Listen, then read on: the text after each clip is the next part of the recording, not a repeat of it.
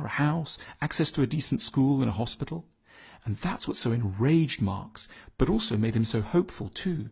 Few of us actually need to work because the modern economy is so productive. But rather than seeing this need not to work as the freedom it is, we complain about it masochistically and describe it by a pejorative word, unemployment. We should call it freedom.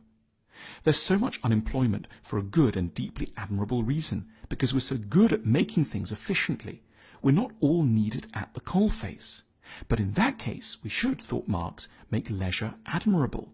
We should redistribute the wealth of the massive corporations that make so much surplus money and give it to everyone.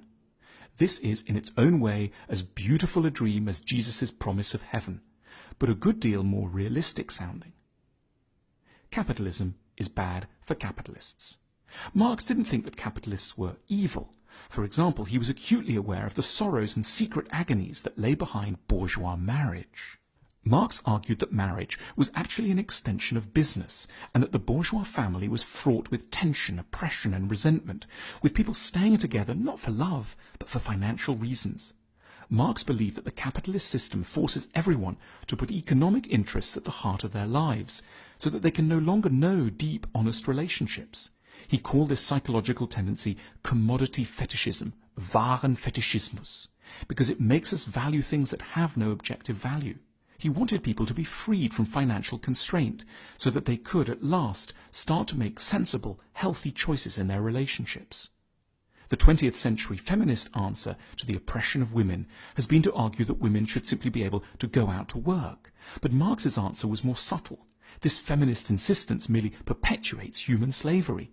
The point isn't that women should imitate the sufferings of their male colleagues. It's that men and women should have the permanent option to enjoy leisure.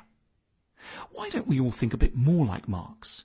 An important aspect of Marx's work is that he proposes that there's an insidious, subtle way in which the economic system colours the sort of ideas that we end up having.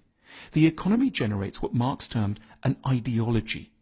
A capitalist society is one where most people, rich and poor, believe all sorts of things that are really just value judgments that relate back to the economic system.